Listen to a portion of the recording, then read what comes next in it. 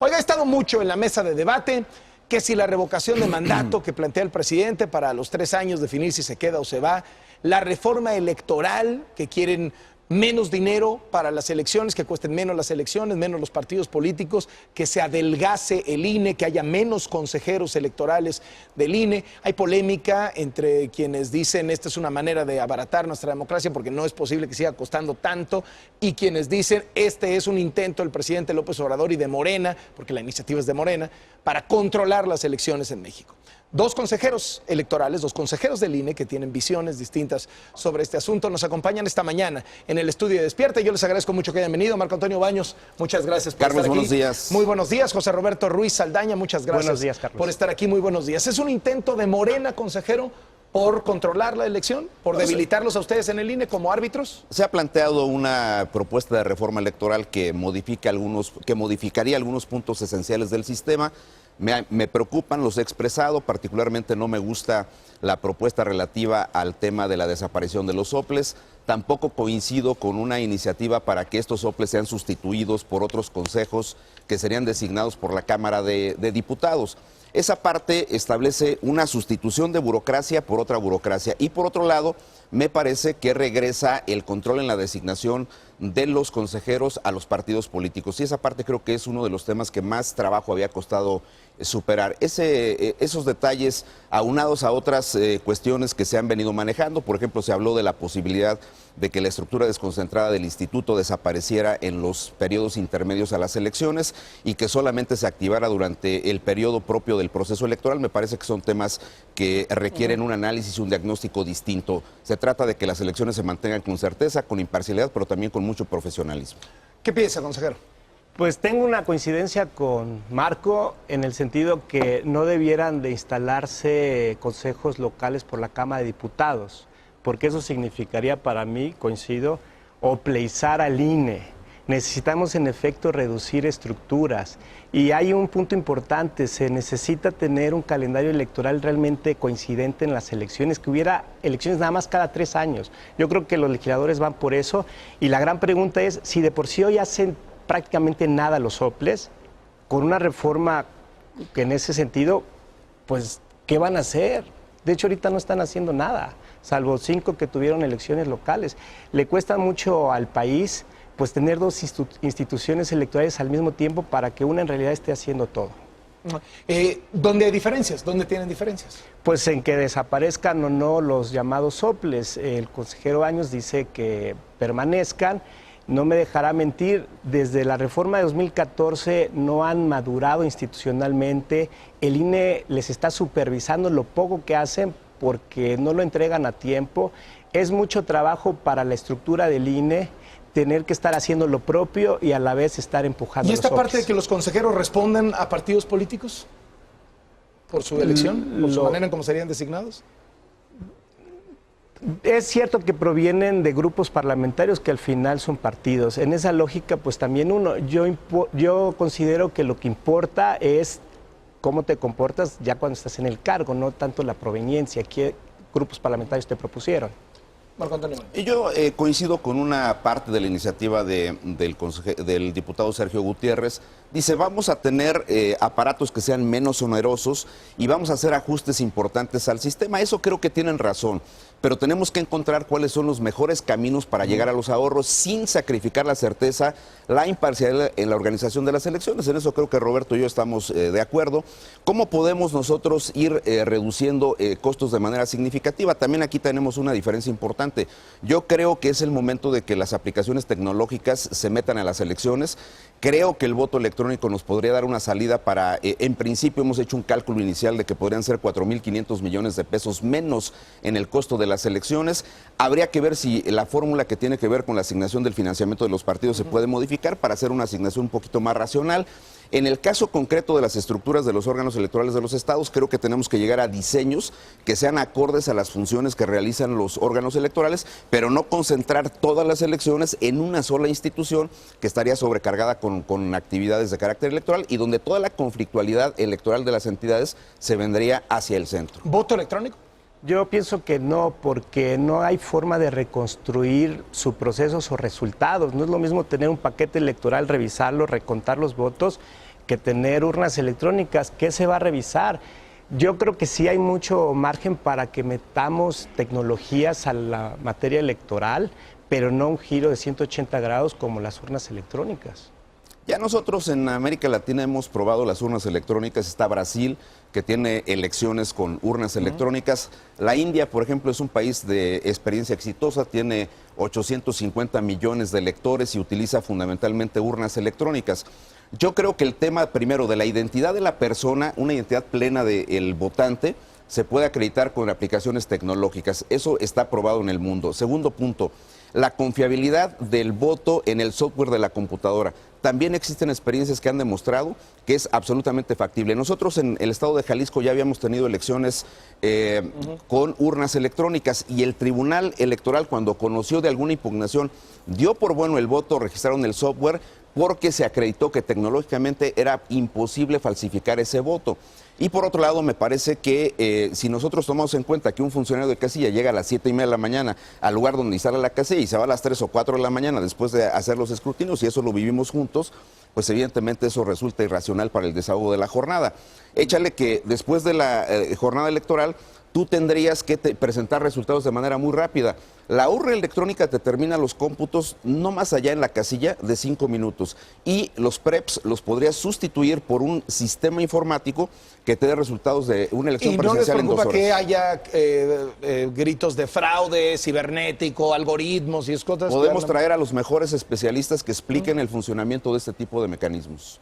No, yo pienso, Carlos, que están introduciendo el tema de la urna electrónica como pretexto para realmente no abaratar el modelo que hoy tenemos, donde, por cierto, hay mucho dispendio y excesos en el INE. Ese es el gran tema que está de fondo. Ofrecen la urna electrónica pues como la cabeza para que no se sacrifique al INE. ¿Hay derroche en el INE? Por supuesto. ¿En qué? Mira, no quieren quitarse un fondo de separación, que es en realidad, pues por cada peso que consejeros ahorran, el pueblo mexicano pone otro peso. Son más de 250 millones de pesos al año. Entre otros muchos ejemplos que claro que podría poner. Entonces, ¿esto es lo que está detrás? Mira, eso no es así. Yo creo que estamos en una discusión técnica sobre temas de certeza, de legalidad, de imparcialidad de las elecciones. Esta es una discusión de otra naturaleza. Y yo te diría que para nosotros lo más importante es que en México no retrocedamos en el esquema de organización de las elecciones que se ha venido acreditando en los últimos 29 años. Eso para nosotros es fundamental. Una discusión sobre la organización interna del instituto, sobre las partidas presupuestales y demás, es absolutamente auditable. Nosotros jamás hemos cerrado la posibilidad a que se revisen cómo están las prerrogativas que se ejercen para los partidos, cómo están los salarios de los consejeros electorales, que nunca han sido, como se han dicho en los medios de comunicación, y que además este seguro ha sido el único, derecho al que han tenido los consejeros electorales del instituto y otros funcionarios de alto nivel de la institución. Yo lo veo como un privilegio, no como un derecho. Vehículos oficiales para la alta burocracia me parece que ya no son acordes con estos tiempos. Yo creo que hay muchas cosas que se pueden revisar. Ciertamente es otra discusión, pero... ¿El INE tiene que adaptarse al discurso de la austeridad del presidente, digamos? Respetar la Constitución. La realidad es que esos principios de austeridad en general ya están en la Constitución. Ahora lo que veo es que se están intentando implementar, pero no es algo de moda, está en nuestra Constitución. Por este tipo de posiciones en el Consejo, en los debates ahí internos del INE que son públicos, le han dicho, consejero, que usted está siendo un poco el representante de Morena en el INE, que usted está haciendo la chamba Morena en el INE. Bueno, por si defender esta austeridad y que en efecto el INE cambie porque hay muchos abusos, me quieren decir así, que me sigan llamando. Yo no lo veo de esa manera. Yo creo que el consejero Ruiz Saldaña ha presentado sus puntos de vista, pero jamás hemos antepuesto el tema de la urna electrónica a consideraciones de tipo presupuestal. Y debo decirte, Carlos, que en mi caso, desde el año de 2010, encabecé un grupo de trabajo para plantear los mecanismos de adopción del voto electrónico, y ahí está el informe que se presentó en el 2010. Entonces, seguir posponiendo esta discusión que en efecto puede generar un esquema real de ahorro para el país, me parece que es una forma también de salirse por la tangente. Roberto dice, ustedes detrás quieren mantener privilegios. Yo invito a los ciudadanos, a las personas que nos están viendo en este momento, que se acerquen para que les demos toda la información con relación a eso. ¿Cómo defender un fondo de 250 millones de pesos en tiempos en donde la gente está un poco harta de ese tipo de cosas. Nosotros no estamos generando ningún tipo de beneficio a los consejeros electorales de ninguna naturaleza. Ni siquiera en mi caso yo ni siquiera me amparé con el tema del salario. Se lo recortaron. No hubo ninguna discusión de mi parte respecto al recorte del salario. Y esa parte tampoco Roberto se amparó hasta donde yo sé, pero vuelvo a insistir, las partidas presupuestales ejercidas por el instituto son auditables, han sido auditadas, y yo rechazo esta idea del tema de los privilegios, porque además esa sí es una forma de salirse de la discusión real. La discusión de fondo es el tema de las modificaciones al sistema electoral, y en ese punto es donde yo he presentado mis argumentos. El consejero Ruiz Saldaña dice ahora, no, es que ustedes esconden una discusión por tema presupuestal. Me parece que eso no es así. Los temas sí están unidos, Carlos, porque en el foro antier, en la Cámara de Diputados, por ejemplo, los soples dicen, incluso Lorenzo, pues si quieren bajarle el costo al sistema electoral, disminuyan las prerrogativas de los partidos. Es decir, todo el mundo quiere que sí se baje el costo del sistema electoral, pero que se lo bajen otros. En realidad es que esa es parte de la discusión. ¿Quién va a poner y quién va a hacer esfuerzos para que realmente baje el costo del sistema? Yo propongo que sí se prescinda no solo de los soples, sino de los tribunales electorales locales, porque son estructuras paralelas que están costándole a los mexicanos cuando ya existe un tribunal federal y el INE. Ahora, de fondo, digamos, más allá de ver los casos particulares, que si los soples, los tribunales, el voto electrónico, o sea, más allá de eso, en el fondo, ¿detectan ustedes un intento del gobierno y el partido en el gobierno de debilitar al INE con esta reforma electoral? O sea, ¿es mala esta reforma electoral que están planteando, esta reforma política? Mira, yo ayer tuve una conversación también en un medio con el diputado Sergio Gutiérrez. Explicó los propósitos de la reforma. Y entonces yo le decía, si ustedes lo que quieren es abaratar costos y simplificar las burocracias, habrá que revisar con mucho cuidado algunas regulaciones que proponen ustedes en la iniciativa y quitarlas de ahí para evitar suspicacias. Una concreta es el tema de la designación de los consejeros por la Cámara de Diputados. Y dos, para la evaluación de los candidatos a consejeros electorales del Instituto Nacional Electoral, le han quitado, en la propuesta que presentó el diputado, le han quitado votos a la Comisión Nacional de Derechos Humanos y al INAI, para dejárselos a la Junta de Coordinación Política. Es decir, aumentan el peso en la designación de la Junta de Coordinación Política de la Cámara de Diputados, le disminuyen a instituciones como la Comisión de Derechos Humanos y al INAI, y eso evidentemente partidiza la decisión de la designación de los consejeros. ¿Quieren árbitros vendidos?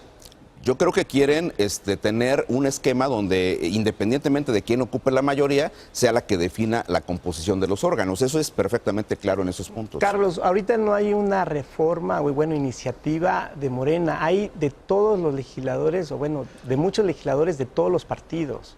Entonces, cuando se dice que es la reforma de Morena, hay reformas del Senado por parte del PRI que son muy interesantes, que inciden, por ejemplo, en las prerrogativas. No hay hoy por hoy una iniciativa puesta sobre la mesa para discutirse. Se están haciendo foros, se está haciendo una discusión de las 20,000 iniciativas que hay apenas. Pero la de Morena es la que, digamos, tiene más relevancia en la opinión pública, por ser mayoría.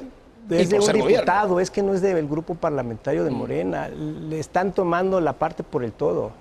No, a ver, seamos claros en el punto. La iniciativa presentada por el diputado Sergio Gutiérrez, diputado por el partido Morena, es el eje de la discusión en el tema de la reforma electoral. Las propuestas de Pablo Gómez para desaparecer al Consejo General del Instituto Nacional Electoral es un diputado también del partido de Morena, y así podríamos citar.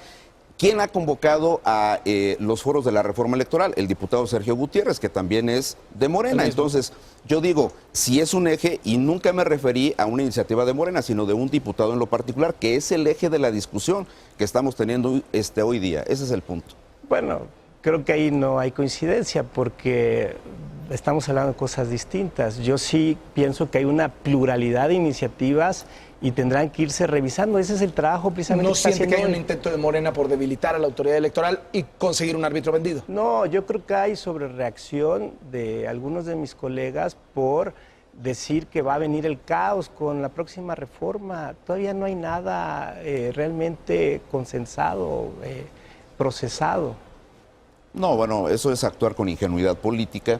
Evidentemente no es así. Cuando vienen las iniciativas, las propuestas que presentan los legisladores y se conocen públicamente, creo que es saludable que las autoridades presenten sus puntos de vista, sus diagnósticos. En eso creo que hemos avanzado al final de cuentas. Se van a abrir algunas mesas de trabajo para poder discutir con mayor seriedad algunos de los temas que le preocupan a los legisladores.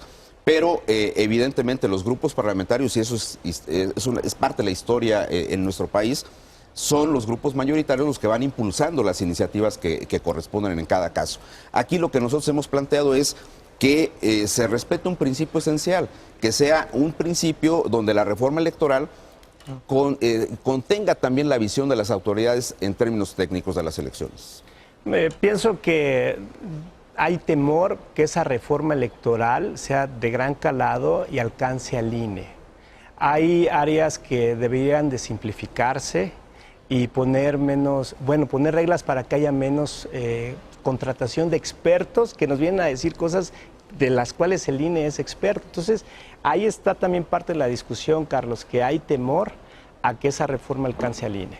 Bueno, yo les agradezco muchísimo que hayan venido a exponer estos puntos de vista y estaremos atendiendo porque es un debate súper importante para el país. Va para largo. Gracias, consejeros. Gracias a ustedes. Muy buenos días. Vamos al resumen de la media.